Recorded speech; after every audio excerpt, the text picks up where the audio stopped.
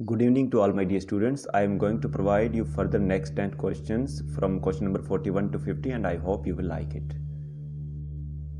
Today's first question is कोई आवेशित कण जो एक समान चाल से गतिशील है उत्पन्न करता है। तो आपको पता है आवेशित कण एक समान चाल से त्वरित होता है तो वो केवल विद्युत एवं चुंबकीय क्षेत्र उत्पन्न करता है। ठीक है, यहाँ पे आपको एक मैं बात क्लियर करना चाहता हूँ। यहाँ पे एक देखो नेक्स्ट क्वेश्चन जो इसमें ऑप्शन दिया है, ऑप्शन डी, विद्युत व चुंबकीय क्षेत्र के साथ विद्युत चुंबकीय तरंगे। ये गलती से भी मत लगा देना, नहीं तो रॉन्ग हो जाएगा। क्यों रॉन्ग हो जाएगा? क्योंकि देखो यहाँ पे जो आपको चाल दी गई है वो एक समान चाल है। विद्युत चुंबकीय तरंगे तब उत्पन्न होती है जब आवेश त्वरित गति करता हो। तो इससे ये क्लियर हो गया कि जो कोई आवेशित कण एक समान चाल से गतिशील होता है तो वो विद्युत एवं चुंबकीय क्षेत्र उत्पन्न करता है। नेक्स्ट क्वेश्चन, क्यूरी ताप पर लोह चुंबकीय पदार्थ क्या हो जाता है? तो आपको पता होना चाहिए कि क्यूरी ताप होता क्या है। क्यूरी ताप वह एक टेम्परेचर होता है जिसके ऊपर कोई जो लोह चुंबकीय पदार्थ है वो अनुचुंबकीय पदार्थ में बदल जाता है। और ये क्या होता है? लोहे के लिए अलग होता है, कोबाल्ट के लिए अलग होता है, हर मेटल का, हर जो चुंबकीय पदार्थ है उसका भिन्न भिन्न होता है। तो लोहे के लिए कितना है? लोहे के लिए है 1043 केल्विन। तो मतलब क्या हुआ? इस तापमान के ऊपर जो लोहा है ना वो लोह चुंबकीय पदार्थ की भांति व्यवहार नहीं करेगा, वो अनुचुंबकीय बन जाएगा। केवल इसके नीचे मतलब 1000, 700, 800 जो भी है उसके नीचे ये लोह चुंबकीय पदार्थ की भांति व्यवहार करेगा। तो ये भी क्वेश्चन आपका हो गया। तो इसमें ऑप्शन क्या हुआ? ऑप्शन ए आपका करेक्ट ऑप्शन हो गया। नेक्स्ट क्वेश्चन, छोटा सा क्वेश्चन, पृथ्वी के चुंबकीय क्षेत्र का ऊर्ध्वाधर घटक शून्य होता है। ध्यान रखना, इसमें यहां पे क्वेश्चन क्या पूछ रहा है उसको अच्छे से पढ़ना। ऊर्ध्वाधर घटक पूछ रहा है। ऊर्ध्वाधर घटक कहीं पर भी शून्य नहीं होता। हाँ, यदि ये पूछता 37 घटक कहां पर शून्य होता है तो 37 घटक जो है वो ध्रुवों पर शून्य हो जाता है। तो यहां पर पूछा गया है ऊर्ध्वाधर घटक कहां शून्य होता है? ऊर्ध्वाधर घटक कहीं पर भी शून्य नहीं होता। नेक्स्ट क्वेश्चन भी एक छोटा सा क्वेश्चन, चुंबकीय आघूर्ण का मात्रक क्या है? नीचे 4 ऑप्शन दिए गए हैं। तो इसमें आपको याद रखना है जो धारावाहिक कुंडली होती है वो एक चुंबकीय द्विध्रुव की भांति व्यवहार करती है। तो उसका जो आघूर्ण होता है वो होता है M बराबर NIA। ठीक है, यहाँ पे N है फेरों की संख्या, I है धारा और A है कुंडली का क्षेत्रफल। तो I का आपको पता है एम्पियर होता है और क्षेत्रफल का क्या होता है? Metre square. तो मात्रक क्या हो गया? Ampere metre square. Option D हो गया। तो इसको याद रखने के लिए मैं बता देता हूँ, NIA जैसे CBI होती है वैसे NIA भी है, नेशनल इन्वेस्टिगेशन एजेंसी। तो ये आप ऐसे याद रख लेना। नेक्स्ट क्वेश्चन, किसी पदार्थ की आपेक्षिक पारगम्यता 1.0001 है तो पदार्थ क्या होगा? लोह चुंबकीय, अनुचुंबकीय, प्रतिचुंबकीय या कोई नहीं?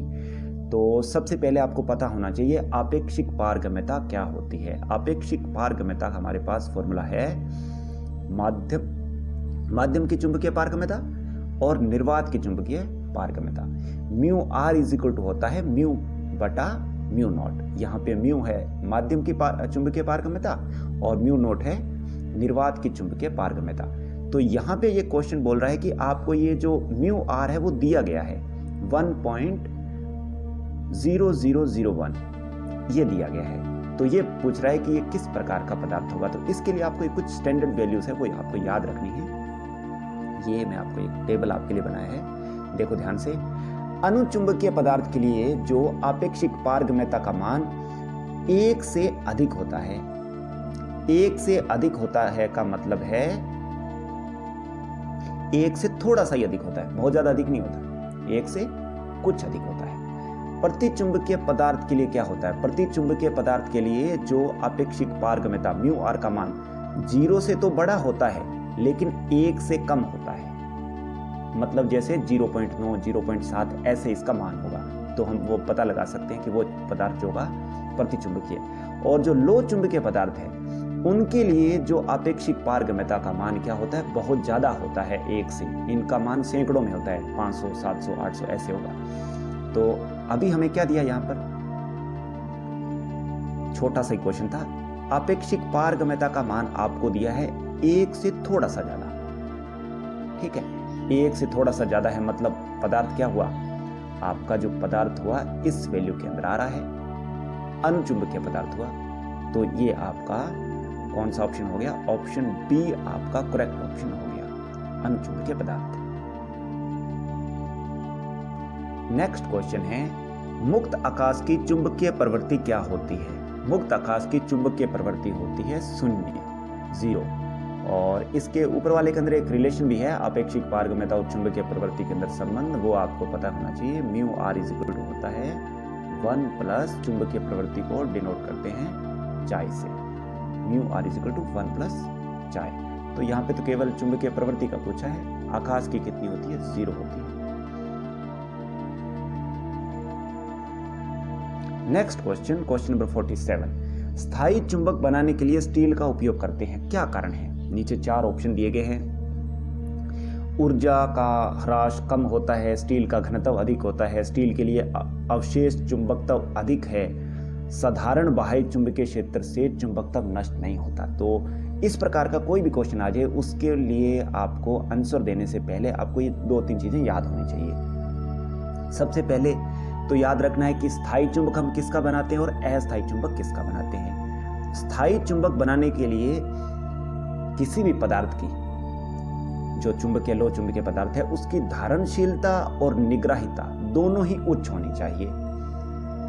अस्थायी चुंबक के लिए क्या होना चाहिए, अस्थायी चुंबक के लिए धारणशीलता तो होनी चाहिए उच्च, परंतु उसकी निग्राहिता होनी चाहिए कम।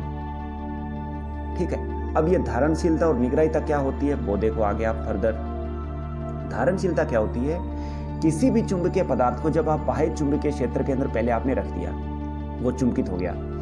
अब क्या किया आपने, यदि आप बाह्य चुंबकीय जो क्षेत्र है वो हटा देते हो तो जो उसके जो चुंबकत्व के कुछ गुण है उसमें शेष रह जाते हैं। ठीक है, जिसको बोलते हैं हम अवशेष चुंबकत्व। और पदार्थ के जो इस गुण को क्या बोलते हैं, हम कहते हैं धारणशीलता।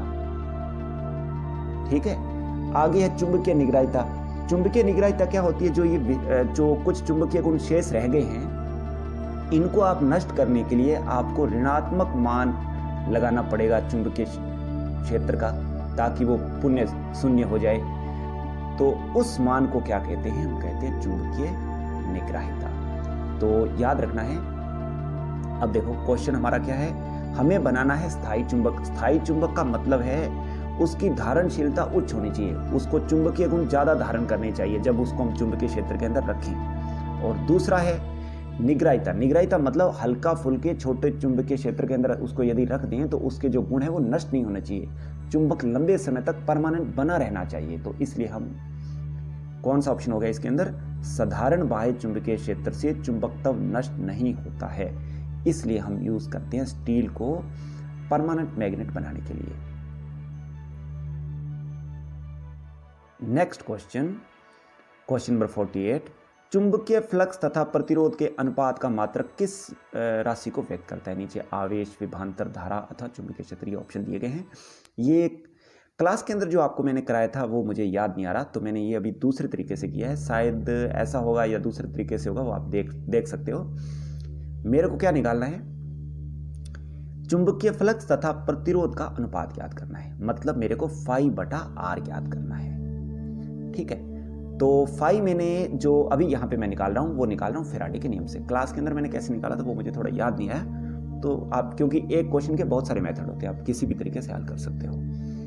तो फैराडे का नियम क्या होता है, फैराडे का नियम होता है E = -n dφ/dt। यहाँ पे n तो है फेरों की संख्या, फेरों की संख्या को इग्नोर कर दो क्योंकि वो संख्या है। तो आपके पास E क्या हुआ, E मतलब EMF, उत्पन्न EMF मतलब विभवांतरी है। E = -dφ/dt, क्योंकि मेरे को φ/r निकालना है तो यहां से मैंने φ का मान निकाल लिया, -dφ हो गया E/dt। नेक्स्ट, इसके साथ और क्या किया, इसके साथ और मैंने दूसरा जो, क्योंकि r निकालना है तो r हम निकाल लेते हैं ओम के नियम से। ठीक है, ओम का नियम क्या होता है, V = IR, यहाँ पे V विभवांतर है तो R बराबर हो गया V/I। अब मेरे को याद क्या करना है, यहाँ पे देखो मेरे को निकालना है 5/r। मतलब कि मैं करूँगा इक्वेशन नंबर 1 को इक्वेशन नंबर 2 से भाग। तो मैंने आगे कर दिया भाग, यहाँ पे डिवाइड कर दिया।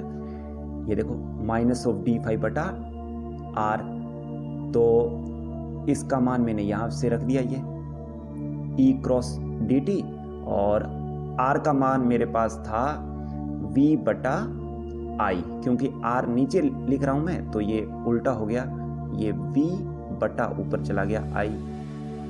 अब देखो थोड़ा सा इसमें सावधानी से करना है। सावधानी क्या है, E व V के मात्रक है समान है, क्योंकि E भी EMF है और V क्या है, विभवांतर है। इन दोनों के मात्रक समान होते हैं, तो ये तो दोनों कैंसिल हो गए। इनके मात्रक जो भी आएंगे वो यूनिट कैंसिल हो जाएंगे, वोल्ट वोल्ट आएगा दोनों का, वो कैंसिल हो जाएगा। अब आपके पास बचा dt और I। I क्या होता है, आवेश के प्रवाह की दर को धारा कहते हैं, तो आवेश होता है Q/T। अब क्या हुआ, अब dt आपके पास समय है और ये जो t भी आपके पास समय है, तो ये दोनों कैंसिल हो गया। केवल आपके पास क्या बचा, आवेश बचा। तो इस क्वेश्चन में जो पूछा था कि 5/r का जो मात्रक है वो क्या होगा, तो मात्रक क्या होगा, आवेश होगा आपके पास। आवेश ऑप्शन कौन सा दिया है, आवेश ऑप्शन आपका ऑप्शन ए दिया है, करेक्ट ऑप्शन हो गया आपका ए। क्वेश्चन नंबर 49, एक तांबे के तार की कुंडली को एक समान चुंबकीय क्षेत्र में समांतर गतिशील होने पर प्रेरित विद्युत धारा का मान क्या होगा। अब यहाँ पे उसने बोला है कि आप एक तांबे के तार की कुंडली है, एक समान चुंबकीय क्षेत्र के अंदर समांतर आप उसको गतिशील कर रहे हैं, तो उत्पन्न जो ईएमएफ या जो प्रेरित धारा होती है वो किससे होती है, वो निकालते हैं फैराडे के नियम से। तो फैराडे का नियम थोड़ा चेक कर लेते हैं। फैराडे का नियम क्या है, फैराडे का नियम कहता है कि चुंबकीय प्रेरण के इस नियम के अनुसार n फेरों वाले, मतलब कितने भी उसमें फेर हो, कुंडली में प्रेरित जो विद्युत वाहक बल है उससे गुजरने वाले चुंबकीय फ्लक्स में परिवर्तन की दर के बराबर होता है।